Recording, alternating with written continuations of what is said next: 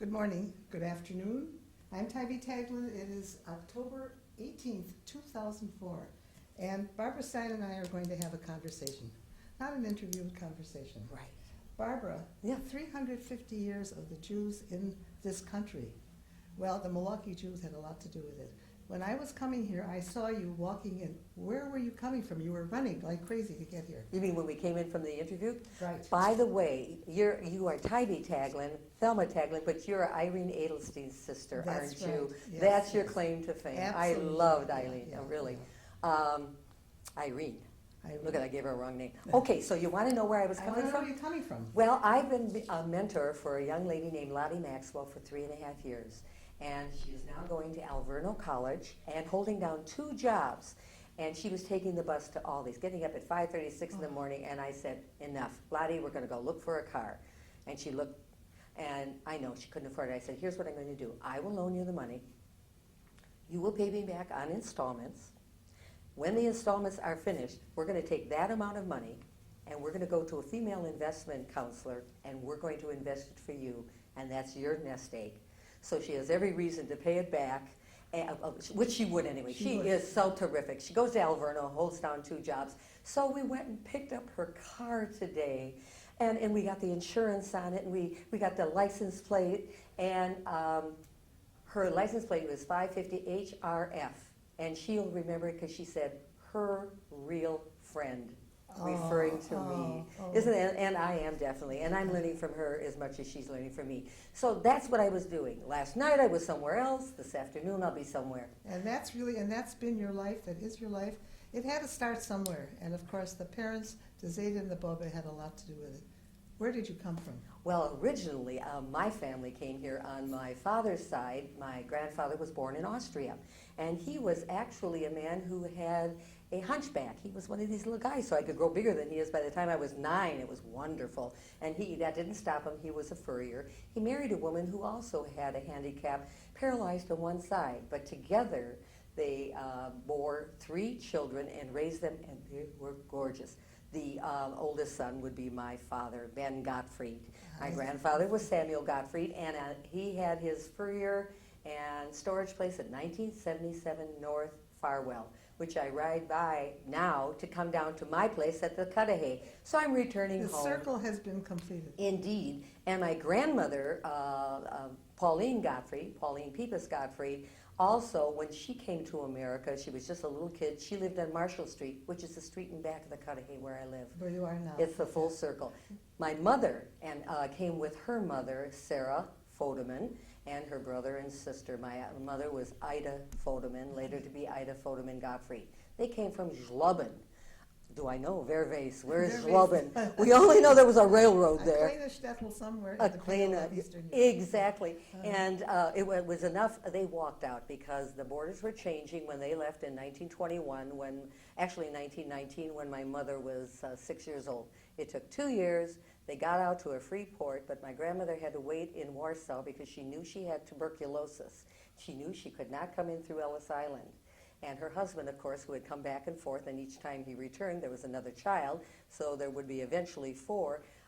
He was setting up house here in Milwaukee and putting money toward helping Beth Hamedrash Hagadol acquire property. We used to call it Bishmedras Hagodol. That's what I called it. I thought that was his name, Bishmedras Hagodol. That was the mispronounced Hebrew. Well, what did I know? Until I saw it spelled out, and I thought, wait, I'm wrong. However, That's the same shul that my husband belongs to. Landslide. We are landsmen indeed. Let me ask you. Yes.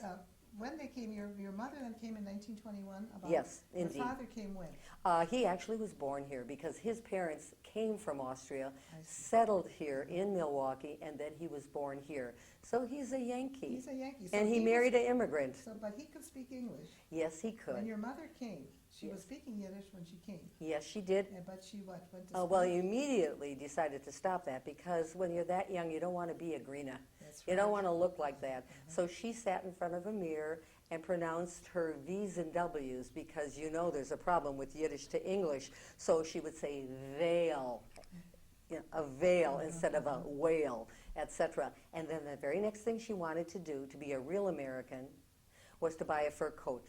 And she did. oh, she was a little older. By the time she got here, she was 8 years old, and by the time she was a teenager, she had one that she purchased. Was very important for immigrants, particularly us, the Jews. Yes. Once you get here, you are an American, and everything you left behind, because nothing was great. No. I wasn't happy there. There was a reason. The reason you're leaving, That's absolutely. right. Uh-huh. And so my mother quickly forgot those experiences. The only one she remembered is that they sewed everything that was valuable, all the papers, when they had to leave the shtetl, inside her coat, because she was just a tiny little thing. And she does remember the Russian Revolution, 14 to 18. Well, she was born in 1913, so she was 5 when they were celebrating. And of course, yeah, some people were celebrating. The Jews wanted to get out, and she did with her family. And they had to get out and go past border guards, et cetera, and she was very worried that somebody would find out she had something valuable.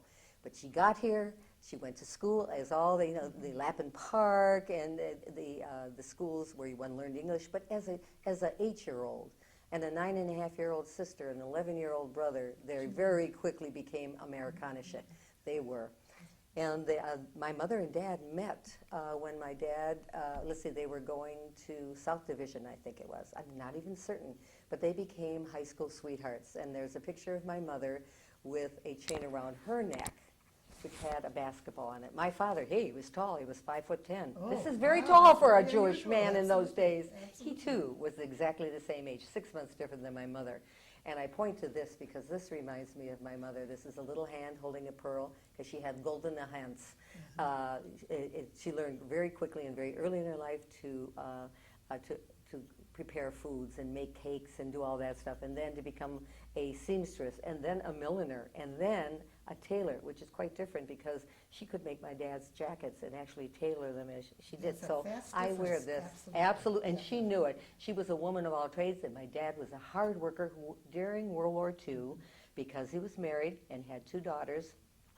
I was born in 1939, my sister in 1934. He was not eligible for the draft, thank God. And as it happens, nobody in my family did serve except a younger uncle. My dad worked in a factory, and it was, I think, Alice Chalmers, and they switched over to make tanks and airplanes, I think, and he came home and told stories about that. And he worked at night at A&P in the produce department, while my mother worked in the store behind which we lived. We lived on 27th and North Avenue, and on 27th and North Avenue, there was a storefront where my parents had there was a cleaning store. And as I was saying earlier, they left Appleton and came to Milwaukee, and the first good place they could find to live was behind the store. So my father went into the cleaning business because there was a cleaning store there. So you mentioned Appleton. Yeah. As we all know, the shtetls in Wisconsin, Appleton being one, the Jews somehow got to every single tiny town. We certainly did. Got there, and Appleton was very major. It still is. There are many Indeed. people Well, listen, we spread out. We went to Oshkosh, too. Well, from Oshkosh to the big, Sheboygan. Well, we were in Milwaukee, and the cleaning store that my dad bought was Lee Tan Cleaners, Asian. Well, yeah, Chinese at the time, now politically correct Asian. So that was the cleaning business, and my mother ran the cleaning business. We lived behind there, and took care of the children. And took care of the children, and took care of my father and the books, and did all those things while my father was through the war. And then eventually they diversified and went into automatic cleaning back in the 60s, 1961. It was September 15th when they did the first automatic cleaning machines where people could come off the streets and throw it in there. It was Norge Cleaning Village on 12th and Wells. By that time, I was out of the house. But before I got out of the house, I went to school. Where did you go? Well, first of all, I started at Elm Street School, where I walked around the corner from 27th and North. It was a lovely school.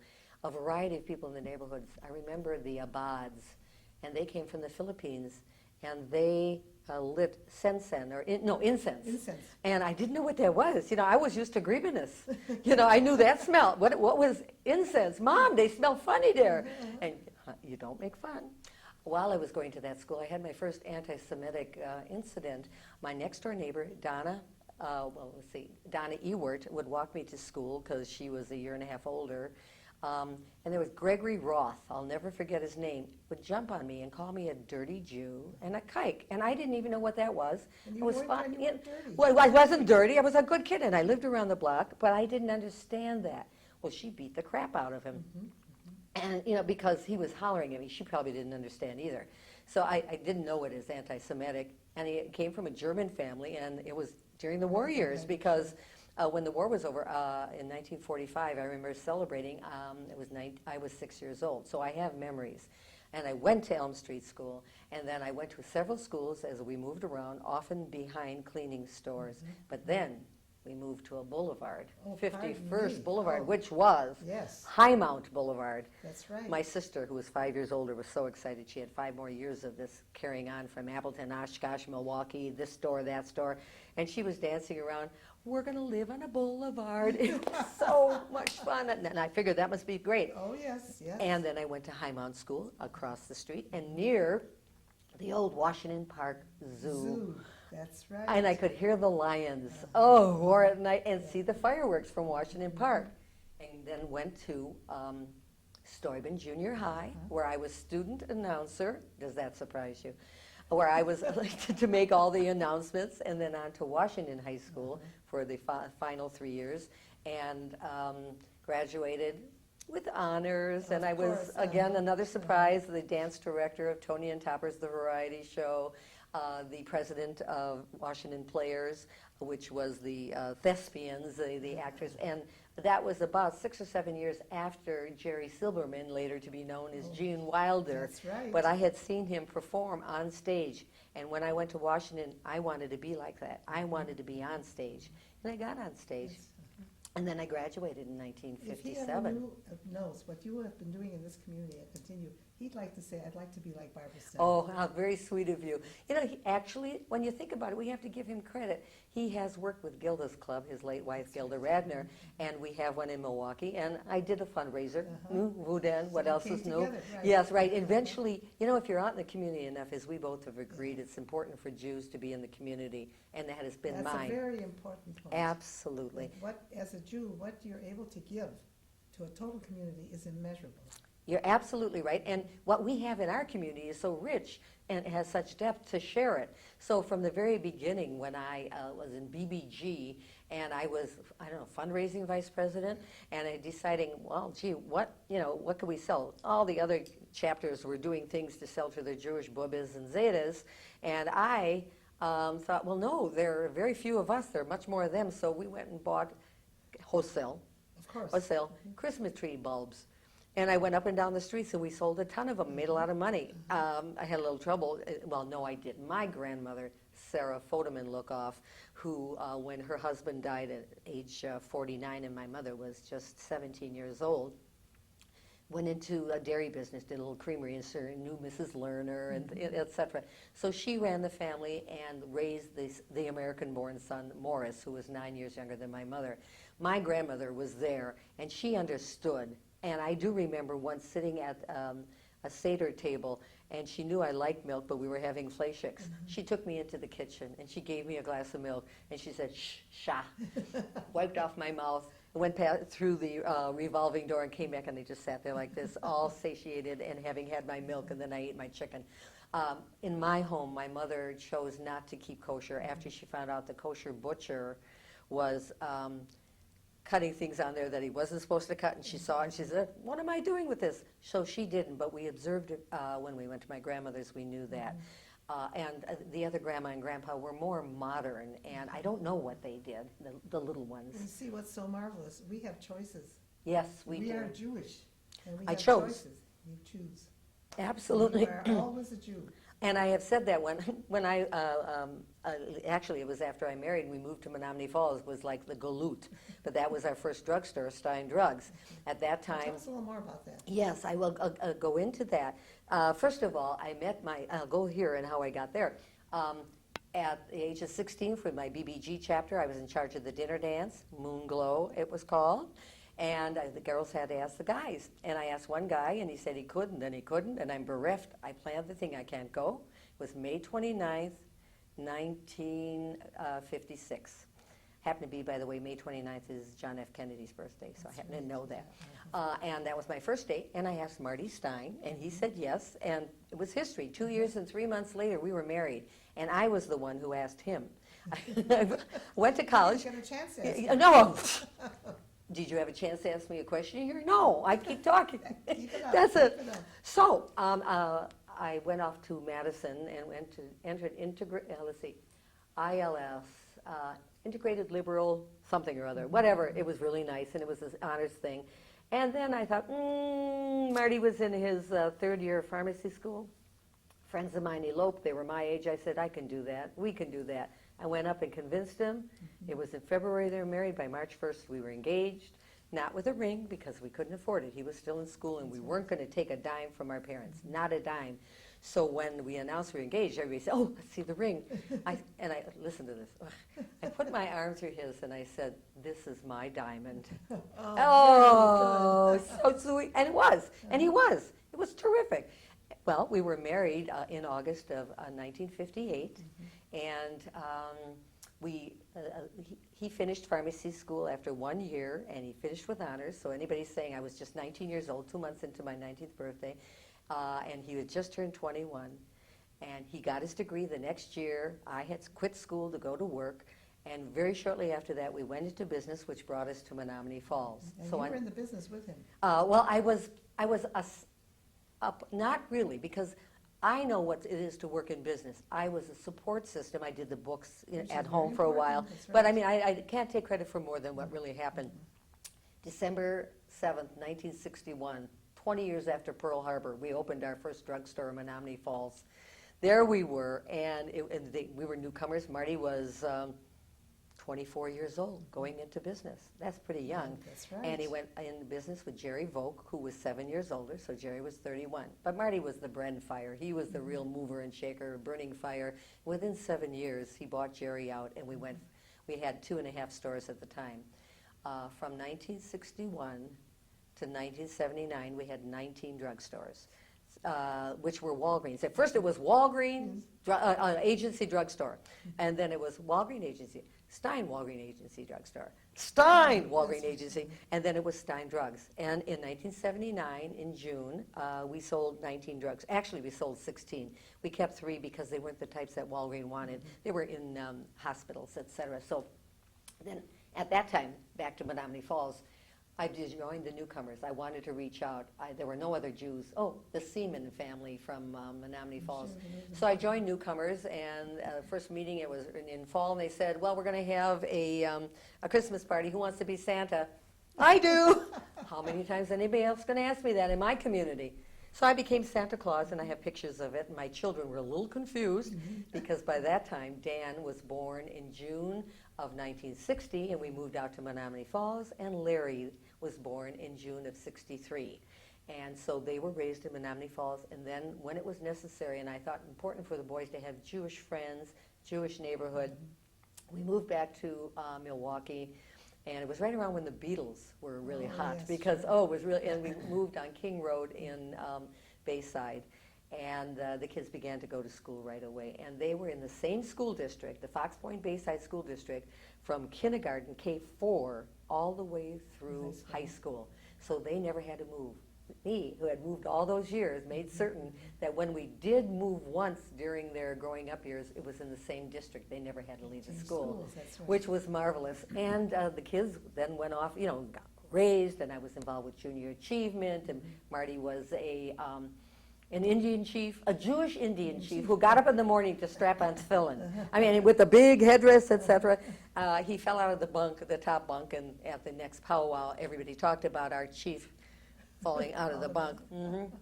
So we were very involved with the children, with our community. We started to reach out in the mid-60s. I needed it because I needed to talk to somebody who was over 3 feet tall and could speak in sentences with more than 3 words. I mean, I was cutting people's meat. I was, and Hadassah was the first. B'nai B'rith was always a constant. The PTA, and with almost every one of the organizations, and there have been dozens. I've been in the leadership role because I'm bossy and I'm power. I love And it. you're ready to do, and you do. That's I the do, thing. That's the indeed. important And we eventually went on to that. Marty eventually went and sold the drug. He got an offer he couldn't refuse from Walgreens in 1979. And I remember him sitting there. He's 42 years old. He's sitting in a rocking chair. And I said, well, what's the problem? He says, well, it's not so, it's a good deal. It's great. He said, but what am I going to do? Because he was a workaholic like his father, Leo Stein, and like his mother, right. Gertrude Recht Stein, and he couldn't stop. So within a week and a half, we decided that there in the Stein drugs were an optical department. And we knew Walgreens was not going to have an optical. That's not their business. They were drugstores. So they were going to close it down. We had a non-compete clause. So they then said, sure, go ahead. So we opened up Stein Optical. There you are. And then that went from 1979 until about 3 years ago. And actually about that time, there were a number of changes in my life. The children had gone off to school and gotten married and had grandchildren, and I'll go into that. But Marty decided he wanted to make another move, and in 1998, he said he would like a divorce. And since I'm pro-choice, and he chose to do that, I supported him. He had a choice. He said, and look, you can't stay where you're not wanted. And so we parted, and it took 2.5 years actually, it took 2 years and 3 months. And the reason I know that is from the moment I met Marty in May of '56 to August of '58 was 2 years and 3 months. From the moment he declared, as I say, declared instead of filed for divorce, that's so, declared himself is how I say it, to the time that it was granted was exactly 2 years and 3 months. There was something symmetry, yeah. So I then went on to be what I've always been, an independent woman, and went on to do my things, and we both have been in the city ever since, still very involved in our community, certainly with our children, who both live on the West Coast. So we have to visit or they have to visit. So I don't have that, and my time is free. But to your do. freedom. Yes, go ahead. Started, as you said, when you were running in here quickly, you had come from an honor last night. Yeah, I did come from an honor last night. A leadership award for the Jewish Home and Care Center. And what is significant there is for 3 generations on my mother's side, my grandmother, Sarah Lukov, who I called Bobo, not Bobby or Boba. I think it was the oldest grandchild, didn't know how to pronounce it and called her Bobo. Yes. Everybody called her Bobo, and now I'm Bobo. Oh, Right. Now, my Bobo was part of the Baker Cholim Society to go and take care of the sick and to drop off a chicken and a challah to people coming out of the hospital. They shouldn't come home to an empty house. Exactly. Right? I mean, God forbid it. Halila. It should. Yeah, right. They couldn't. And then Sarah Chudno and my grandmother and others in the senior auxiliary determined that it was necessary to have a convalescent home, someplace to go before, because they weren't quite ready. Maybe they had to, do a little therapy and stuff, although I don't think that was the word that was used. When my mother became a married lady, she worked for the Jewish Convalescent Center, and she was the junior auxiliary, and they had bazaars, and my mother would make, these little dolls like a Barbie, except we didn't have Barbie then, but the studio dolls or something. She put it in the center of a cake, the bunt where it had the hole in it. She'd make a cake then, and then put the doll in there, and she decorated. That was the doll's skirt. Then she put the stuff here, etc. And she was. She did have gold in the hair. Oh, she did, and the goods. Well, I would follow her doing that and play under the tables, and that's where I learned about that things. Those bazaars turned into rummage sales, turned into boutiques and exhibits. I mean, it's just, it's the same thing. Everything with a different name. Exactly. So my grandmother and then my mother, and so it was natural that I would become active, and my grandmother broke her hip when I was 28, and I had 7 and 4-year-old children, and I became sort of her guardian because her 4 children were out of state. And I began to be involved every day at the Jewish Convalescent Center. And so, of course, I got involved, and I went beyond that. Then when the Jewish home, well, of course I would become involved. So last night when I got a leadership award, I referred to 3 generations, and that this is why I'm here, legacy and love and life. And I had my grandmother's ring on, and I had one of my mother's earrings pinned to a rose so that I could bring them there, so that in a way they were getting the award. They were with you. They were the mentors. And like I am to Lottie and others, that's what they were to me. So you've continued. Now we call it mentors. That's right. See, but you Indeed. continue doing the same thing. Right. Well, look, the 3 I had were Esther Leah Ritz, Esther Cohn, and Esther Sarfati. There you are. 3 Esthers. Oh, marvelous. You could not have better mentors. I am telling you that. Well, of course you didn't, but they were men, and we can't hold it against them that they were It's men. okay. I had ladies. You had ladies, and I knew those ladies well. Yeah, weren't they Marvelous. terrific? As I look over, the little bio you gave me, I mean, it speaks volumes just in one sentence or two. And active on the boards of the American Jewish Committee, Hillel, JFS, the Jewish Home, Milwaukee Jewish Day School. I mean, on and on and Oh, on. it goes on. If you can remember some, are there any, a little story that might come out of some Well, of this? interesting how being a part of Jewish organizations makes you more Jewish. Now, how do I know? Because Ort wanted to have a sukkah party. And we had a great backyard with a nice patio, and nobody had a sukkah. And so I came home to Marty. I said, "Could we put up a sukkah?" And he looked at me like, he thought of me as a Yankee, because he had much more Yiddish. He had a geschmackte Yiddish. Oy, it was so Oh, yeah, good. it is, yeah. Right, and my mother only used it so I wouldn't understand her. Do you know what she used to say all the time when she was talking about me and I would exasperate her? Gornisht helfen. Nothing's going to help. That's always she said that about me.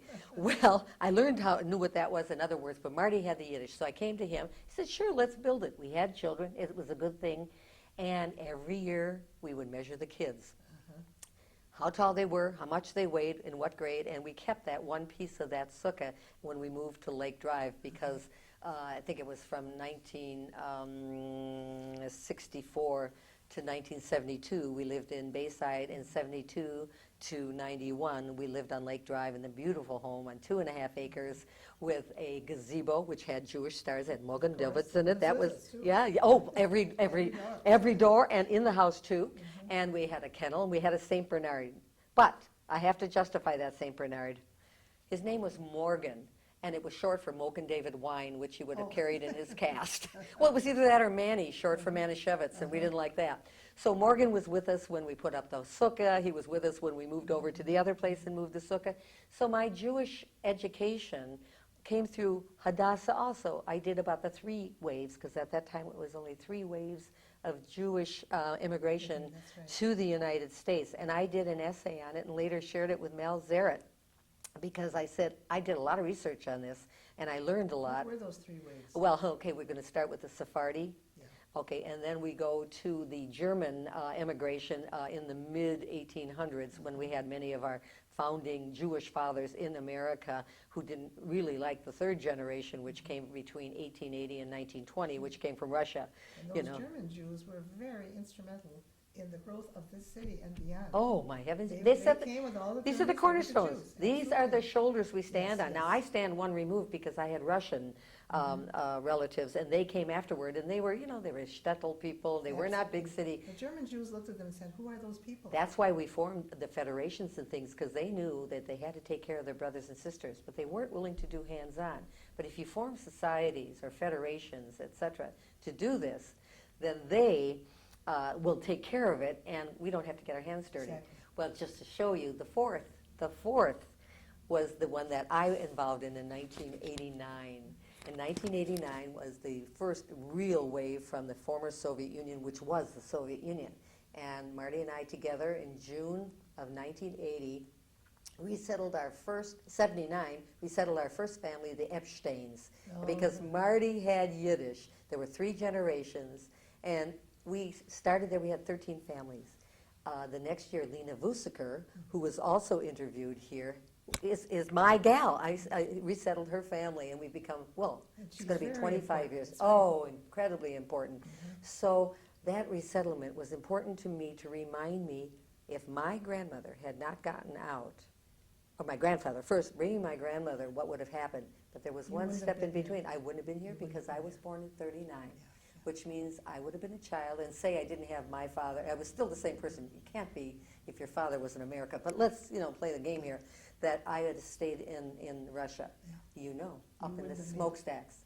And that would have been a pity for all these wonderful people. And it is. We don't know what we could be with those 6 million who would have multiplied, 3 generations That's now? what we say, what could have been. What could have been, but that's my responsibility. It is my responsibility. So that's why I'm out there, and I'm out there to show the non-Jewish community that Jews don't have horns, and that they have senses of humor, and they can do well. And not only do we talk the talk, we walk the walk. Make out the check, ask others, set an example. And I like doing that from Task Force on Family Violence to the Wisconsin AIDS Fund, to Junior Achievement, to the Milwaukee County Historical Society. There you go. Yeah, I mean, and a full range, and certainly everything in the Jewish community. And that's why I move very easily in the non-Jewish community, and I feel very comfortable, and they consequently have learned a great deal about Judaism, because when they come to my condo, which is open all the I time, want to get to your condo. Yes. By the way, when you said that, you know who you are. I certainly You know do. why you know who you are, you know from where you come, where you're going, and it's very obvious. And so that anyone working with you, talking with you, asking will you, there's no problem. You are. Thank you. That's exactly who you are. And I purport myself to be that. I put myself out of my way to do that. First of all, I have the time. I have the luxury of very good health. This is a luxury and it's a blessing. I have the blessing of having the parents I did, of a good marriage up until the end, a good solid marriage, did Absolutely. many good things Yes, together, raising terrific kids. Oh, oy, am I lucky. That Daniel J. My Stein, life. born on June 4th, 1960, and that Lawrence Michael Stein, who born on June 15th, 1963, who went to the bris with 2 names and came home with 3. What was the third? Irachmel, because my mother-in-law had just lost her mother, Rachel Recht, and she had just died, and Larry was the next grandchild to be born. And so he went to Lipa Michel. Lipa was after a Marty, that was after one of my relatives who was at the Nuremberg trials, Leo Holstein. Oh yeah, we got Yeches here, we got lineage. Yes, yeah. Right, and then Michel was after Marty's uncle who had died, and then Irachmel, because that would have been, a male version of Rachel, etc. 6 months later, my sister-in-law gave birth to Rachel. Rachel, of But course. Larry, when he goes up to the Torah now with his 3 daughters, and the oldest will be a bat mitzvah next year, Lipa Michel Irachmel ben Moshe Ephraim ben Arya Leib, etc. Now, it's interesting, you see, among the Jews, Yeah. we are naming our children after the deceased relative, Yes. not someone who's living. We don't put them in that position of having to live up to someone who's I here never or thought not. about it like that. Think about it, but it is deceased so that it will be lador for door. They will always Generation be to with us. generation.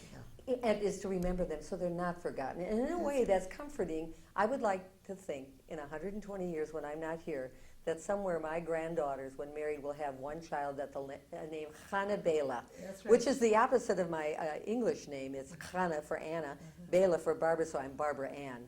And wouldn't you know it, Bobby Darin was it Barbara Ann. Every time I have to say my middle name, somebody That child, comes up by the with way, that. may be the first Jewish president, I- woman president. She can do it. Absolutely. Absolutely, That's no what two will ways happen. about it. But my daughter-in-laws are out there. One is a pharmacist. The other has worked with the elderly. The California one has 3 children and a stay-home mom, but she has her degree in working recreational therapy for the elderly. My Oregon daughter-in-law is a pharmacist. She also has a master's, so she teaches pharmacy. She and her husband, Dan, my son, have chosen not to have children. They have cats and dogs, and they travel, and they go, and they do, and they have a wonderful life. Whereas Larry, Lipa Michel Irachmel, has 3 daughters with Edie, and they're 7, 9, and 11. And they also are named after relatives. One of my father-in-law, Arya Leib, and so Ariel would be Allison, and so each one, and one of them is Shana, and it happens to be her name also. Well, they're all Shanas. They're all beautiful faces. And like the grandparents said, we have got to be Americans. You certainly have become an American, but an American Jew. Very important. They stand this. Wait a minute, can't do that. My fingers don't match. They stand together. They're That's right. right. Absolutely. It's very important, and it's not a difficult identity to maintain because who I am has been informed by who I came from, and where I'm going is my choice. And I'm very politically active, so I'm pro-choice. Absolutely. So. Oh yeah, and that's I've in the met politics, many. yes, Yes, and I've met. We did, and I do have lots of open houses with political people. We've had governors and congressmen. We once had members of the Israeli Olympic team in 1972, the one that was the terrible. Yes, yes. And the Bayside Police came and sat on the couch with them. That's the kind of security we had. But there have been many experiences having to do with our community activities, which took me to Finland when we were Reagan was up there with George Shultz, and he was going to meet with Gorbachev, and we were saying, let our people go. We went up there and screamed and yelled, and we had interviews, and eventually let them go. And that's why we had to settle 13 families. You holler loud That's enough, right. and somebody Yeah, listens, and you you're better be there. prepared. Exactly. Be careful what you ask for. So I've been to Eastern Europe, been to Australia, a lot of the things at the United Jewish Appeal because of Marty. We've just done a lot of that, and we did travel a bit for fun, but mostly for philanthropy, which was fun, That's but it was enriching. Yes, yeah. Oh. You can't just do it, there has to be A little another something, reason, yes, yeah. absolutely. Yeah. And now I'm pretty much Milwaukee bound. Not that I'm bound because I don't want, I've chosen because I'm very comfortable here. And people just have to call and ask, and I'll either say yes or no, but. Because sometimes you have to turn people down. Yeah, tell But us about your home. My home, well, I love it. Marty and I was the one who convinced him. Well, what else is new? I convinced him to buy the one on Lake Drive also, and the one in Bayside. I came and I said, I got a proposition for you. So we've had 3 homes, places where we have owned, and now it's a condo in the renovated Cudahy. It was the Cudahy Tower at one time. Yes, yes. Part of the building I live in was built in 1907. It was added onto in 1913. Then in 1927 to 29, the big tall building that people recognize as the Cudahy Tower was built. The whole thing became the Cudahy Tower until 1987 when it was renovated. Went to look at it just because we wanted to see why the Quadraccis and Max Carl was living there. Why would Max do that? He had a beautiful home. Why would Quadracci? Why would the pianos? Because it was the new way of living. It was downtown. You It were was downtown, the kids were right. gone. The dog had died. Uh-huh. We were ready, so we bought it just like an empty canvas, Mm-hmm. and took the paints, and we put in the moldings and the fixtures and the appliances and the flooring and the doors, and then you start decorating. Yeah. So that went from 1989 to 1991 when I moved in. When Marty went to Israel for 2 weeks, I moved us from the house on Lake Drive. He did not know. He left everything there, and when he came home, everything was gone. And he came to the new place, and even his toothbrush was there. The soy sauce was here. The towels in the closet. Everything was ready to go. And from 1991, and actually before that, even when there was no furniture there, I was already entertaining, showing people, you'll see it before, you'll see it after. As you well know, with your wonderful tours, Yeah, I love opening my place, and people have only to ask. This Wednesday, I'll have 25 professional women from Tempo, a women's group. I said, come on to my place. Come on to my house. But when they come to you, see, that's it. It's a warm, inviting place, and it's very Jewish.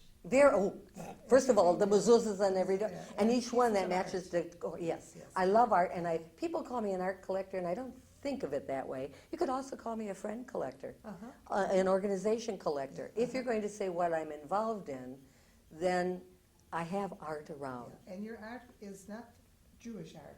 It's Jewish. Yes. Because you're Jewish, but everything the community. Right, and you have to come. I went over to Alfred Bader. Biggest mistake I made. I'm figuring I won't like anything. It's, they're Rembrandts. I don't I've go seen for it that. Nah, and I've got bronze and batiks and all that other, besides oils and watercolors. And there was one really bright, lovely piece. It was a couple's doing the hora. That's right. So there it is. Uh-huh, It was a uh-huh. wonderful artist from Austria. And I now have it. So you have to come back. Absolutely, You have to bring absolutely, a tour. yes, You yes. know how I keep scrapbooks and everything going on outside my window, from the art museum to the schooner to the Harley gatherings to the gay pride marches to all the See, fireworks. all of this is involvement, and you Oh. are there. I just gave my the use of my condo up. I signed it yesterday. Reception for 12 people, cocktails, hors d'oeuvres, tour of the condo. I never know who's going to buy it, and I've done this for years. I always meet somebody new, and they sitting around a table have shared so much for me. I've got so much inside stuff, but I keep it here. I only use it when I need to for a good cause. For a good cause. But yes, my place will always be open as long as I'm well enough to do so. Nothing, And- art doesn't fade. And basically a good cause. I think that really sums you up. It's a good cause. Yeah. A good cause is who you are. You're Jewish, who you are. It's all facets of Barbara Stein. I never thought about it, but it's facets of Barbara Gottfried Stein, That's right. backwards and backwards. It's only the things I learned at watching my folks who were outgoing and caring, and where they may not have been part of organizational life because they had to make a living. That It was was a lot, really that's tough. right, They went sure. through the Depression. Yeah. But when they did get money, they knew how to use it well, and they did before their untimely deaths, and my dad at 61 and my mother at 70, go to Israel, go on a Greek Isle tour, buy condos in Florida, and that's where they settled. And that's where they're buried. That's my only regret, is that they are not here. Well, they're here, and they're Yes, here. they'll always be here. That's Yeah, right. but in a way, because my grandmother and all the other, I even bought a plot, and I bought a plot right near to where the grandparents were. So that when I go, I'll be there. And you know what? We can see County Stadium. Well, we'll be in the same place. Okay, oh, good. Listen, what block are you on? We'll visit. We'll visit. You got a cup of I hear you sugar? talking all the time. You'll be able to hear me talking. I'm not going to stop. I mean, I'm right at the road, so Uh-huh, people don't have to walk in and get muddy. That's it. But I decided once I was a divorced lady, I got to take care of a lot of stuff. And I took care of all these things, and I thought, well, I think I better get a plot for myself. And I bought it in the same cemetery where the 3 generations That's right, are. yeah, yeah. And it is wonderful. And we can watch the baseball. Oh, yes. Got Now, it. let me tell you, and let me ask you, Yes. there's just so much more that, when I say, what are you going to do tomorrow? Tomorrow. Well, I'm going to do one of these interviews, Tybee. Oh, all right. Now, but the sad thing about it is I'll probably talk more than the person I'm interviewing, and I'll have to have somebody slap my hand. Okay, I'll do that, and then the next day, a reception for 25 women.